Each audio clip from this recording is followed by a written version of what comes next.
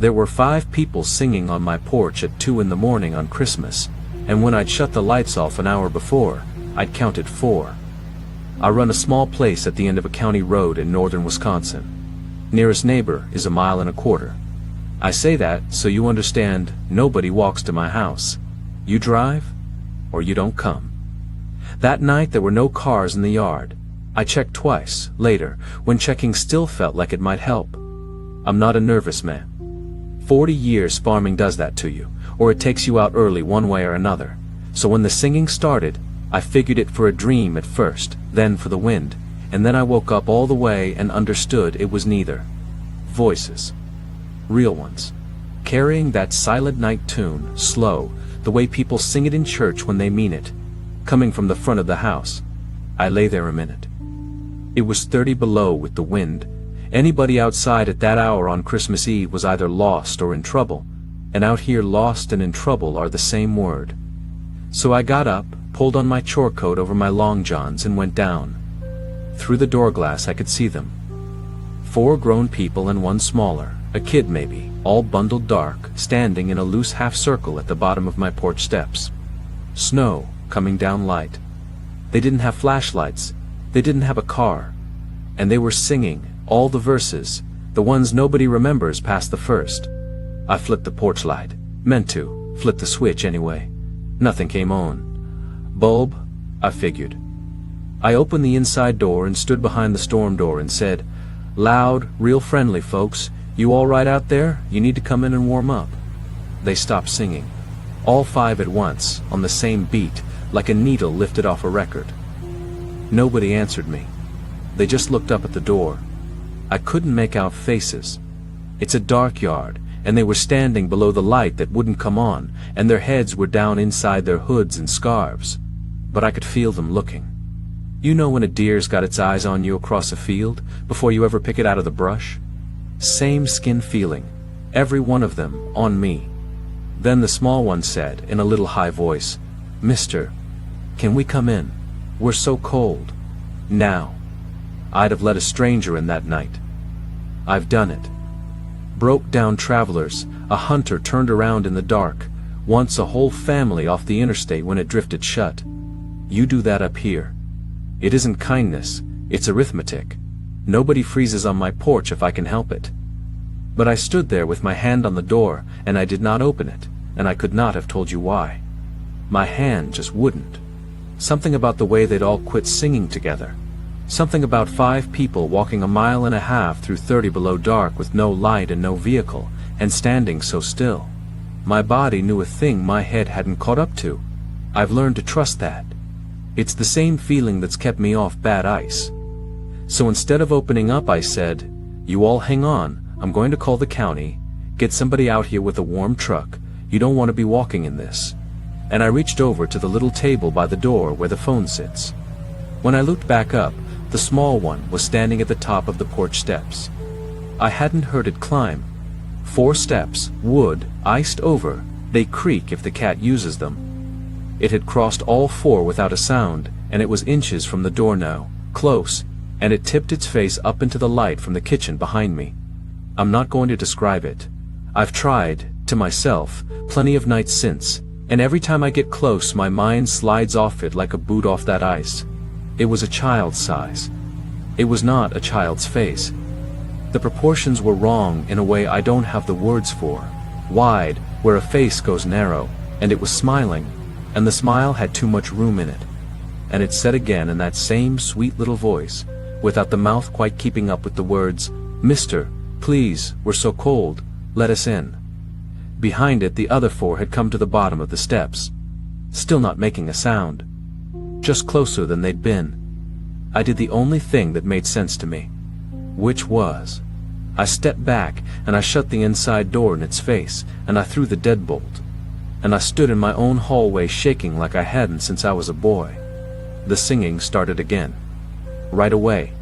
Louder. All 5 of them, and it was still silent night. But the words had gone wrong now.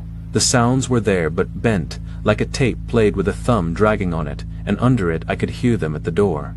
Not knocking. Testing. The knob turning slow one way, then the other. The storm door easing open and tapping shut, open and tapping shut. And that little voice, muffled through the wood, working down the list. "Mister, we're cold. You said you'd help people. We saw you help people. Let us in." They knew that. I don't know how they knew that. No car had ever pulled in while I helped those travelers. No one had watched me do it. Those were private kindnesses on a dead-end road in the dark, and yet that voice at my door recited them back to me like it had a list. Like it had been keeping account of every good turn I'd ever done out here, and had come to collect on the habit. I didn't call the county. I want to say I did, but the truth is, I didn't touch that phone again.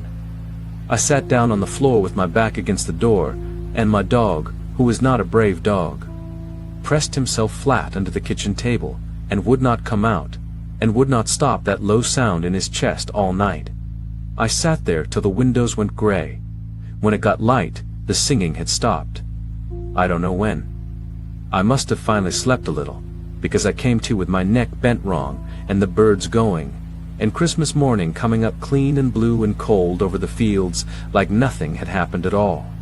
I made myself open the door. There was nobody there. No people, no truck tracks in the drive, nothing down the road either way as far as I could see, and it had snowed only that light dusting so tracks would have held. On my porch, in that fresh snow, there was one set of small footprints. They came up the 4 steps. They stopped at the door, right where the thing had stood with its face against the glass, and they did not go back down. They just ended there, at my door, pointed in, like whatever made them had walked up and then stopped being a thing that leaves prints. The porch bulb worked fine when I tried it that morning, worked every night after. I checked it more than a man needs to. I've lived out here alone another 11 winters since, and I have never once, not for a broke-down car or a lost hunter or a family off the interstate, opened my door in the dark to a voice I could not first put a face to. My neighbors think I got hard in my old age. Let them. They weren't on the other side of that glass. Every Christmas Eve now, I leave the porch light burning all night long, and the yard light too, and every light in the house. So there is nowhere on my property a person could stand in the dark and not be seen. And every year, around 2 in the morning, my dog gets up from wherever he's sleeping, and he goes and stands in the front hall, and he looks at the door, and he makes that same low sound in his chest for about an hour. Then he stops, and comes back, and lies down. I've never heard this singing again. But he hears something, and I've stopped telling myself it's nothing, because the one thing I know for certain about that night is that 4 of them came up my road, and 5 of them sang on my porch, and only 1 set of prints ever showed in the snow. I still can't make that math come out. I've had 11 years. It doesn't come out.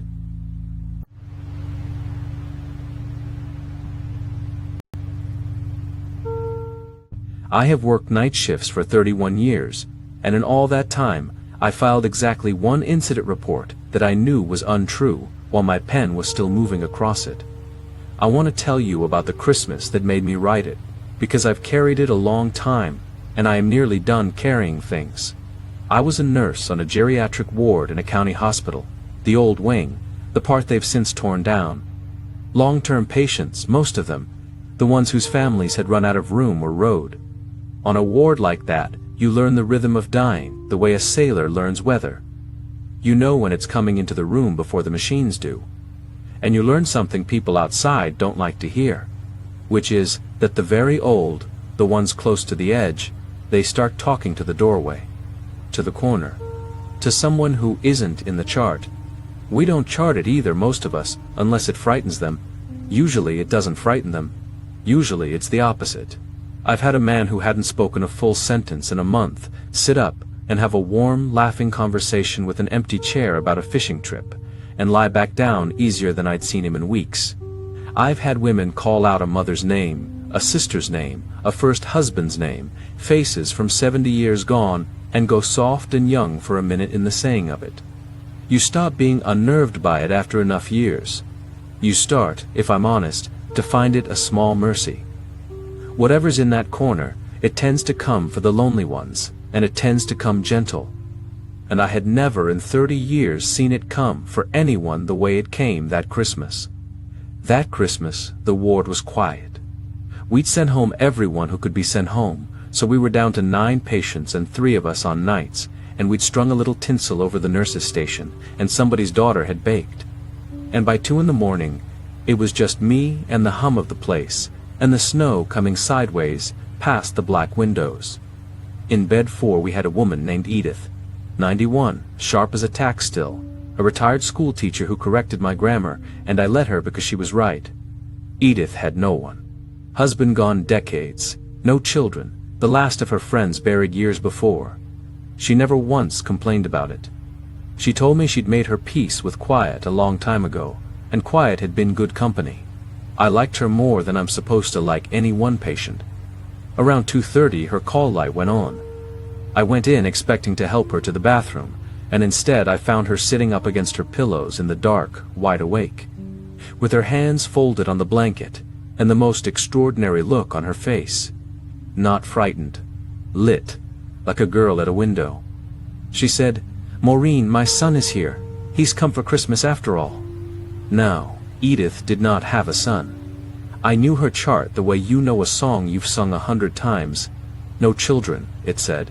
In 3 different places, in 3 different hands, over 3 different years. So I did what you do. I sat on the edge of the bed and I took her hand, and I said, "Oh, isn't that lovely?" And I meant to bring her back gently. The trick every night nurse learns, where you agree with the dream, and then walk them out of it, without ever once calling anyone a liar. And she squeezed my hand and she said, "No, dear, you don't understand, he's right there." And she looked past my shoulder toward the corner of the room by the window, and she smiled at it, and she said, in a completely different voice, a young voice, a mother's voice, "There you are." I turned around. I want to be precise here, because I've had a long time to be honest with myself about exactly how much I saw, and exactly how much I've since built out of a dark room and an old woman's joy. What I saw was this. The corner of the room, where the visitor's chair sat, was darker than it should have been. Not shadow. Darker than the shadow around it, a denser black, roughly the height and shape of a man sitting forward with his forearms on his knees, leaning toward the bed, and the temperature in that room, which I felt on the backs of my arms the second I turned, had dropped so far that when I finally spoke, my breath came out white in the light from the hall. I don't know how long I looked at it. It didn't move. Edith kept talking to it, low and happy, all the small nothings you'd say to a grown child you hadn't seen in years, do you remember? And you must be frozen. And I've missed you so. And the dark shape did not move, and did not answer that I could hear. And I could not make my legs carry me toward it, or away. Then the ward phone rang at the station, out in the hall, loud in all that stillness, and I flinched hard, and when I looked back, the corner was just a corner. Ordinary dark. The chair empty. The cold going out of the room like water down a drain, and Edith let out a long breath and settled back into her pillows with her eyes closing, and she said, "So tired now, but so happy. Tell him he can visit any time." And she was asleep before I got the blanket up over her shoulders. Edith died a little after 4 that same morning, peacefully, in her sleep, which is the thing we all say and rarely get to mean. When I found her, she was smiling. I have seen a great many dead faces, and I promise you they do not smile. Hers did. Here is the part I filed the report about, and the part that has kept me up more Christmases than I'd like to admit.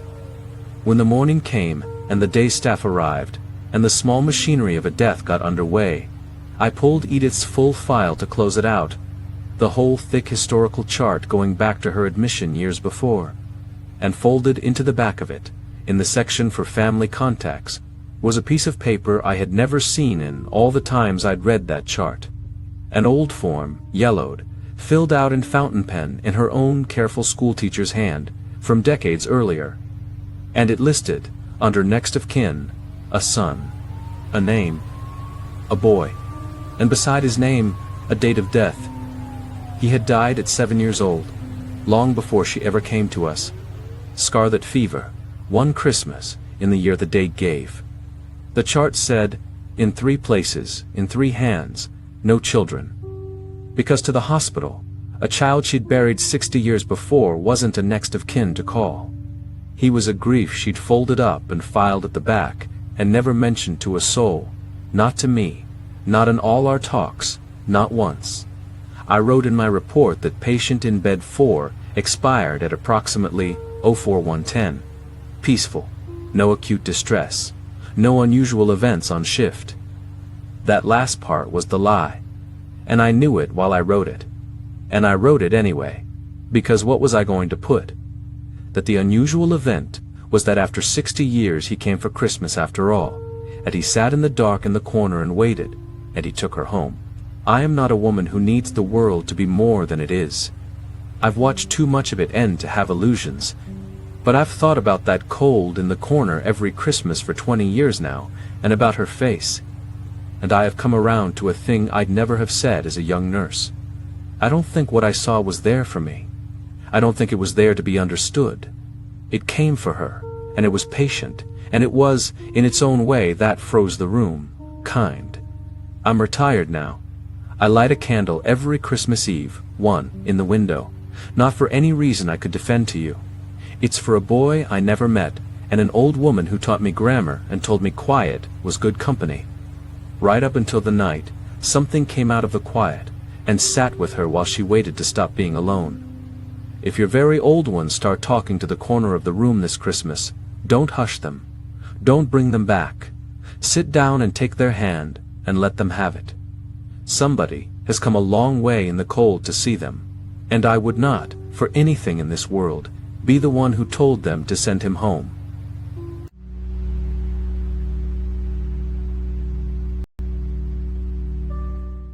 So the job was basically the easiest money in the world, which should have been my first clue, because nothing that pays a college kid $400 to do nothing is actually nothing. I was 19 and broke the way you're only broke at 19, and this couple my mom knew had a second place, a lake house like an hour and a half north of the city, and they wanted somebody to stay in it over Christmas week while they flew somewhere warm. Just be a body in the house, they said. Keep the pipes from freezing, keep the driveway clear, feed the cat. $400 and a fridge full of food and a lake and quiet. I said yes before she finished the sentence. The place was gorgeous. Okay, I want you to picture it. Big A-frame, all glass on the lakeside, wrap-around deck. The whole thing already decorated for Christmas, because they'd meant to host, and then changed their minds. Tree in the front window, lights strung along the deck rail and down the dock, and it was all on a timer. So every day, at exactly 4:30 when it got dark, the whole house would just light up on its own, warm and gold and cozy, like something off a card. I remember thinking that was the nicest part. That first night I sat out on the deck with a blanket and a beer I wasn't supposed to have, and watched it snow on the lake, and I thought, I am winning at life right now. The cat's name was Biscuit, and Biscuit hated me, which, fine, mutual, but Biscuit also would not go near the lakeside windows after dark. First couple nights, I didn't clock it. Then it got, like, impossible to not clock, because that cat would be all cuddly and normal all day, and then the second those timer lights came on and it got dark out, she'd go flat, ears back, low to the floor, and she'd back herself into the hallway where she couldn't see the glass, and she'd just stare at the windows from around the corner. Every night. Same time. Third night is when the tracks started. I went out in the morning to do the driveway, and there were footprints in the snow on the lake side of the house. Boot prints, big ones, coming up from the direction of the lake, out on the ice I guess, up across the yard, and they went right up to the deck, right up to the glass. And then, they walked the whole length of the windows, slow. You could tell it was slow because the steps were close together, all the way down past the tree in the front window, and then back. And then down the deck stairs and off around the side, and gone. And okay, I told myself, 100 normal things. Ice fisherman, neighbor checking on the place, somebody lost. The nearest other house was like a half-mile through the trees though, and the whole road in was one set of tire tracks, mine. From when I'd driven up, nobody had driven in. Whoever it was came across the lake, on foot, in the dark, and walked the length of my windows and looked in, and I had been asleep like 40 feet away. I called the couple. Got their voicemail, obviously, they're on a beach. I called my mom and she did the mom thing where she's worried but also doesn't want me to quit a $400 job over footprints. And she said lock everything and call the sheriff if it happens again. And I said okay, and I locked everything, every window, both doors, and I felt very grown up and safe about it for about a day. Because it happened again. Fourth morning, more tracks, same thing, up from the lake, along the glass, pausing now. That's the part that got me. The fourth night's tracks had a spot right outside the living room window by the tree, where the snow was all packed down and messed up, like whoever it was had stood there. Stood in one place. For a while. Right outside the glass I'd been sitting behind, watching a movie the night before with all the lights on, which meant they could see me perfectly, and I could see nothing. Just my own dumb reflection and the tree and the black. I called the sheriff. Deputy came out, nice guy, looked at the tracks, and I could tell he wanted it to be nothing, but even he got a little quiet at the packed down spot by the window. He said it was probably somebody knew the house was usually empty this time of year, and was, quote, scoping it, and that I should keep the doors locked and maybe not sit lit up in front of the big windows at night, and call if I saw anybody. He did not make me feel better. He drove off, and it was already like 3:30 and the light was going, and I stood in that gorgeous glass house and realized I had about an hour before the timer turned me into a lit-up fish in a tank again. So here's what I did, and honestly it's the one smart thing I did all week. I killed the timer, went down to the utility room and found the box and shut the whole outside light system off, deck lights, dock lights, all of it. And I turned off every light inside too, and I got a flashlight and I sat on the floor in the hallway around the corner from the lake windows, where Biscuit sat. Yeah, I finally took the cat's advice, and I waited, in the dark, where I could see the windows, but nobody outside could see me. 4:30 came. The house stayed dark, and I sat there feeling stupid for maybe 20 minutes, and then Biscuit, who was next to me, went stiff. That flat, ears back, frozen thing, staring at the glass, and I made myself look. There was a man standing on the deck, right up against the glass where the packed down spot was. I couldn't see him well because it was dark, and I wasn't about to turn on a light, just a shape, a big shape, and the pale oval where his face would be, and he was close, forehead basically to the glass. Both hands cupped around his eyes to cut the glare and see into a dark room. He was looking for me, moving his head slow, side to side, scanning the black living room, looking for where I was. And I understood, sitting on that floor with my heart going like a drum, that he'd been coming every night to see the house lit up, to see where the kid was, to learn me. And that tonight the house was dark for the first time, and he did not like it, because he'd pressed himself right up to the glass to figure out why. I had my phone. I did not have signal, because of course, but I had the flashlight, and my whole body wanted to click it on, just to not be in the dark, and thank God I didn't. Because if I'd lit myself up, he'd have been looking straight at me from 10 feet away through one pane of glass.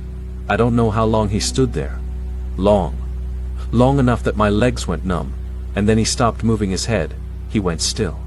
And even though it was dark, and I was around the corner, and there is no way he could have seen me, he turned his face, and he looked directly at the spot on the floor where I was sitting, and he smiled, and he lifted one hand, and he knocked on the glass.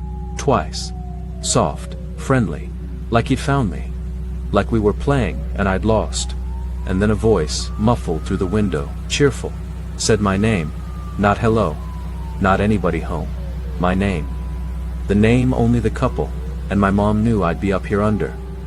He said it warm and easy, like we were old friends, and then he said it again, and he tried the deck door handle, slow, and it was locked, thank God it was locked. And he gave a little laugh through the glass and he said, come on, open up. It's freezing out here. That's where it ends for you, because that's basically where it ended for me. I went out the front, the roadside, no coat, keys in my hand. And I drove an hour and a half on unplowed roads doing about 80, and I did not stop, and I did not look in the mirror.